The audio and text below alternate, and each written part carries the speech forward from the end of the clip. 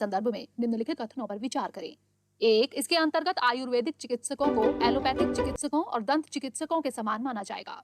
दो, यह योजना ग्रामीण क्षेत्रों में निर्धन व्यक्तियों को वहनीय कीमतों पर स्वास्थ्य सुविधाएं उपलब्ध कराने के लिए 2005 में शुरू की गई थी। उपरोक्त में से कौन सा यहाँ से कथन सही है या फिर है? इसका सही जवाब था 1 और 2 दोनों। अगला प्रश्न था GSLV F10 EOS-03 मिशन के संदर्भ में निम्नलिखित कथनों पर विचार करें। एक, यह नई पीढ़ी के भू अवलोकन उपग्रहों की श्रृंखला का एक भाग था। दो, जिसका निर्माण देश के अधिकांश भागों की रियल टाइम तस्वीरें पाने के उद्देश्य से किया गया था। उपरोक्त में से कौन सा यहाँ से कथन सही है या फिर है? इसका सही जवाब था 1 और 2 दोनों। अगला प्रश्न था INS वलसूरा के संदर्भ में निम्नलिखित कथनों पर विचार करें। एक, यह गुजरात के जामनगर में स्थित भारतीय नौसेना का एक प्रमुख तकनीकी प्रशिक्षण संस्थान है। दो, यह युद्धक जहाजों में लगे उन्नत एवं जटिल उपकरणों के संचालन और रख रखाव के लिए नौसेना अधिकारियों व कर्मियों को प्रशिक्षण देता है। तीन, हाल ही में इसे असाधारण सेवा के लिए प्रेसिडेंट्स कलर अवार्ड से सम्मानित किया गया है। उपरोक्त में से कौन से कथन सही हैं?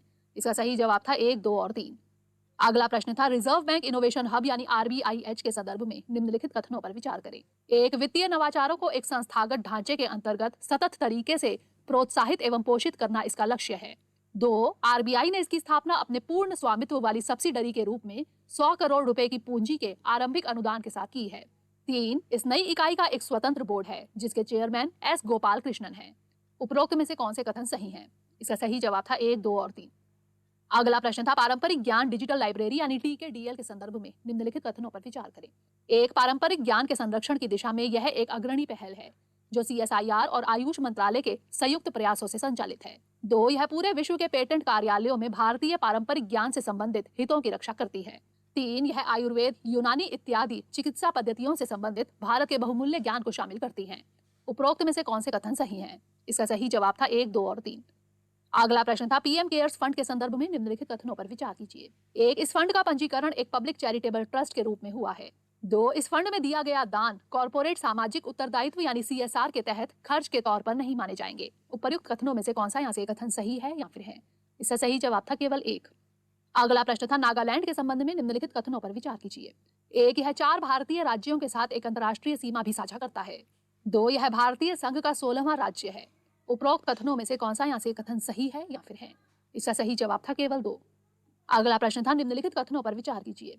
एक, इसरो के क्रायोजेनिक अपर स्टेज प्रोजेक्ट यानी CUSP ने स्वदेशी क्रायोजेनिक अपर स्टेज की डिजाइन और विकास की कल्पना की थी। दो, क्रायोजेनिक चरण तकनीकी रूप से ठोस या अर्थ स्टोरेबल लिक्विड प्रोपेलेंट चरणों की तुलना में जटिल प्रणाली है। उपरोक्त कथनों में से कौन सा यहाँ से कथन सही है या फिर है? इसका सही जवाब था दोनों, 1 और 2। अगला प्रश्न था विश्व स्वास्थ्य संगठन का global centre for traditional medicine निम्नलिखित में से किस राज्य में स्थापित किया जाएगा? इसका सही जवाब था गुजरात। अंतिम प्रश्न था यूरोपीय संघ के डिजिटल मार्केट एक्ट यानी DMA के संबंध में निम्नलिखित कथनों पर विचार करें। एक, इसके तहत एक कंपनी को गेट कीपर कहा जाएगा यदि उसका पिछले 3 वर्षों में यूरोपीय संघ के भीतर कम से कम 7.5 बिलियन यूरो का वार्षिक कारोबार है या कम से कम 75 बिलियन यूरो का बाजार मूल्यांकन है। दो, उपयोगकर्ताओं को अपनी ऐप्स चुनने और इंस्टॉल करने का अधिकार होगा। उपरोक्त कथनों में से कौन सा यहाँ से कथन सही है या फिर है? इसका सही जवाब था दोनों, 1 और 2। शुरुआत करते हैं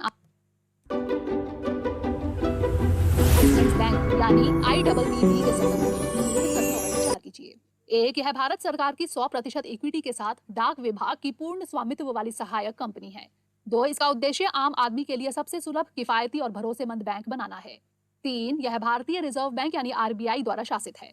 उपर्युक्त कथनों में से कौन से कथन सही हैं? केवल 1 और 2, केवल 2 और 3, केवल 1 और 3 या फिर 1, 2 और 3? इसका सही जवाब है ऑप्शन डी, 1, 2 और 3, यानी सभी कथन सही हैं। IPPB ने 1.36 लाख पोस्ट ऑफिस को बैंकिंग सेवाएं मुहैया कराने के योग्य बनाया है। यह बैंक भारत सरकार की 100% इक्विटी के साथ डाक विभाग की पूर्ण स्वामित्व वाली सहायक कंपनी है, इसलिए कथन 1 सही है। IPPB का विजन है आम आदमी के लिए सबसे सुलभ, किफायती और भरोसेमंद बैंक बनाना और कम बैंकिंग सुविधा वाली आबादी के लिए वित्तीय समावेशन का मार्ग प्रशस्त करना, इसलिए कथन 2 भी सही है। IPPB भारतीय रिजर्व बैंक के तहत काम करता है, इसलिए कथन 3 भी सही है। इस हिसाब से इसके तीनों ही कथन सही हैं। तो इस तरह इस प्रश्न का सही जवाब ऑप्शन डी, 1, 2 और 3। हमारे भी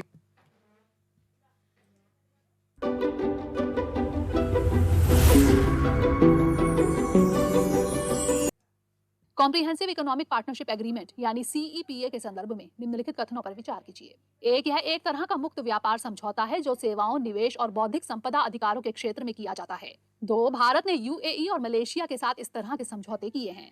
3, एक CEPA का दायरा किसी मुक्त व्यापार समझौते यानी FTA से ज्यादा नहीं होता। उपर्युक्त में से कौन सा यहाँ से कथन सही है या फिर है? केवल एक और दो, केवल 2 और 3 या फिर केवल 3? इसका सही जवाब है ऑप्शन ए, केवल 1।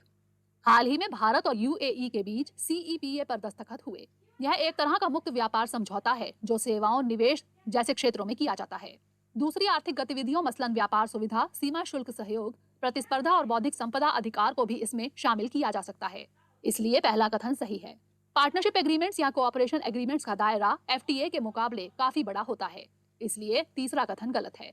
भारत ने मलेशिया के साथ CECA यानी कॉम्प्रिहेंसिव इकोनॉमिक कोऑपरेशन एग्रीमेंट किया है, ना कि CEPA, इसलिए दूसरा कथन भी गलत है। तो इस तरह इस प्रश्न का सही जवाब ऑप्शन ए, केवल 1। अगला प्रश्न है भारत और मालदीव के संदर्भ में निम्नलिखित कथनों पर विचार कीजिए। एक, मालदीव में तख्ता पलट की कोशिश को रोकने के लिए भारत ने ऑपरेशन कैक्टस के तहत सेना भेजी थी। 2, दोनों देशों के बीच होने वाले संयुक्त सैन्य अभ्यास को गरुड़ शक्ति कहते हैं। उपर्युक्त में से कौन सा यहाँ से कथन सही है या फिर है? केवल 1, केवल 2, 1 और 2 दोनों, या फिर ना तो 1 और ना ही 2?